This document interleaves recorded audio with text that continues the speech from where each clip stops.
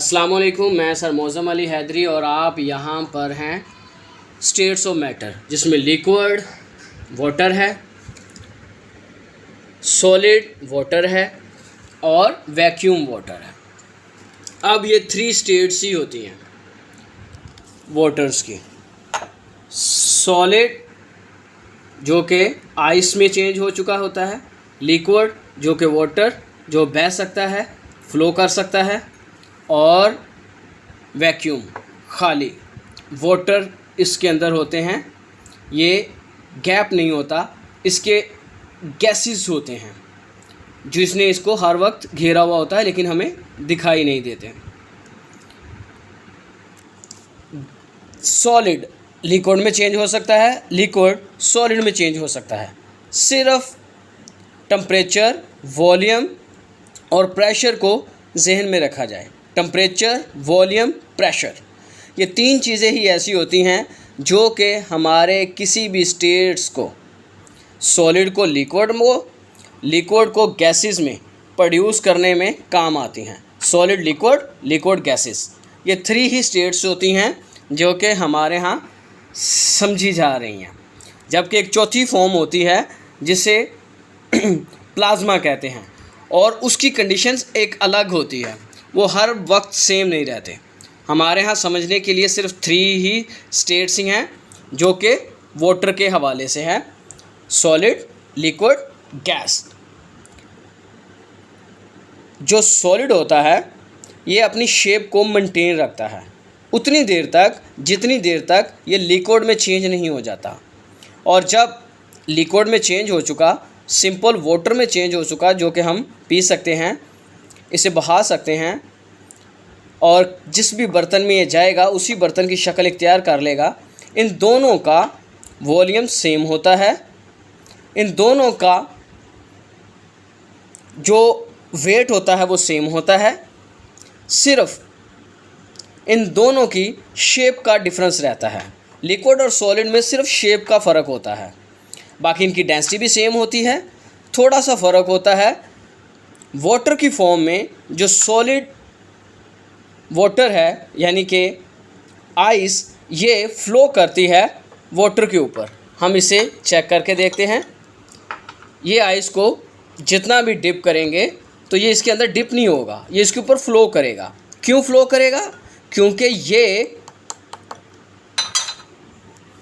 Light weight है, इसकी density थोड़ी है वाटर की निस्बत, जबकि वाटर की डेंसिटी ज़्यादा है और आइस की डेंसिटी थोड़ी है। जितनी थोड़ी डेंसिटी होगी उतना ही ज़्यादा वो अच्छे से फ़्लो करेगा।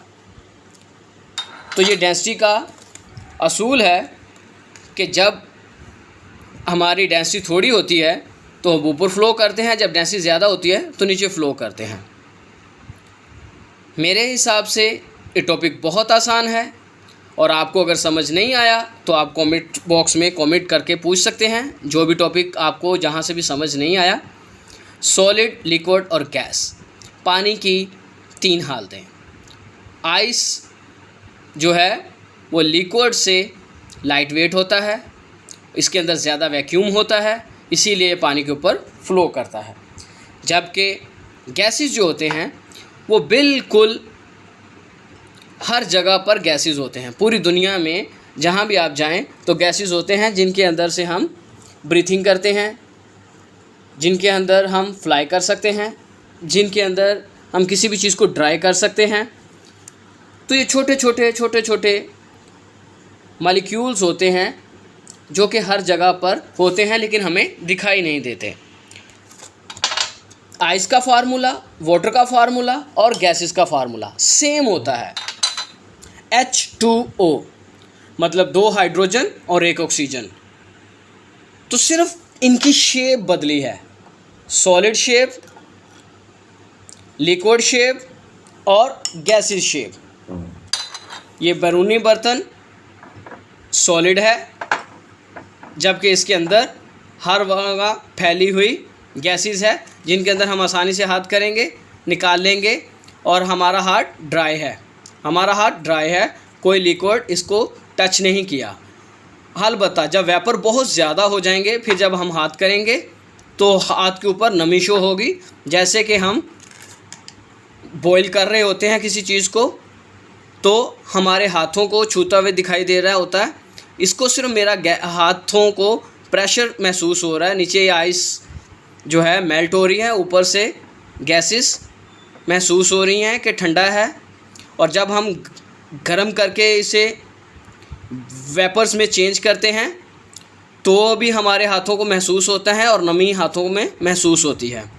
और जबकि हम वाटर में जब डिप करते हैं तो वो हमारी बॉडी के साथ ज़्यादा अच्छे से लगता है, ज़्यादा अच्छे से चिपकता है और बहुत ज़्यादा डेंसिटी होने की वजह से टाइम भी लेता है नीचे उतरने में।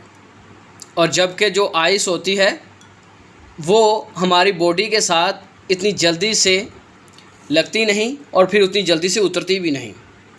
हमारी बॉडी में टेम्परेचर की वजह से ही हमारी बॉडी का जो खून है वो फ़्लो कर सकता है। आपने देखा होगा कि बहुत ज़्यादा ठंडा हो जाने की वजह से या बहुत ज़्यादा गर्म हो जाने की वजह से हमारा जो ब्लड है वो जम सकता है या बहुत ज़्यादा फास्टली रैपिडली मूव कर सकता है। ब्लड प्रेशर हाई या लो हो सकता है। टेम्परेचर ज़्यादा या लो हो जाने की वजह से हमारा खून जम सकता है या बहुत से नाक से, आँख से, कान से बह सकता है। तो मेरे हिसाब से हम स्टेट्स को सीखने के हद तक काफ़ी हद तक समझ चुके हैं। अभी तक हम सिर्फ यही सीखें कि वाटर की 3 फॉर्म्स होती हैं, सॉलिड, लिक्विड और गैसेस। सॉलिड, लिक्विड और gases. Molecule same H2O, formula same H2O, पानी का टेस्ट सेम, कलर सेम, सिर्फ और सिर्फ इनकी कंडीशंस चेंज हैं। गैसेस को जितना मर्ज़ी आप जगह पे रख सकते हैं, जब ढक्कन खोला तो पूरा कमरे में गैसेस फैल जाते हैं। और जबकि लिक्विड के नीचे से बर्तन खिसकाएंगे तो वो जितना वाटर होगा, जितनी जगह पे वो फ़्लो कर सकता है वो उतनी जगह पर ही फ़्लो करेगा। और जो हमारे आइस हैं उनको एक जगह पे रखें तो वो अपने वॉल्यूम के हिसाब से जितना मेल्ट हो सकता है उतना ही मेल्ट होगा। तो सॉलिड, लिक्विड और गैस के छोटा सा टॉपिक था। उम्मीद करता हूँ आप लोगों को समझ आ गया होगा। जिसे नहीं समझ आया हो वो बिल्कुल फ्री ऑफ कॉस्ट सीखने के लिए हमें कमेंट बॉक्स में कमेंट छोड़ें तो हम उसे टॉपिक्स अच्छे से सिखा देंगे। जानने के लिए बहुत शुक्रिया। लाइक कीजिए, सब्सक्राइब कीजिए और शेयर कीजिए। Thank you.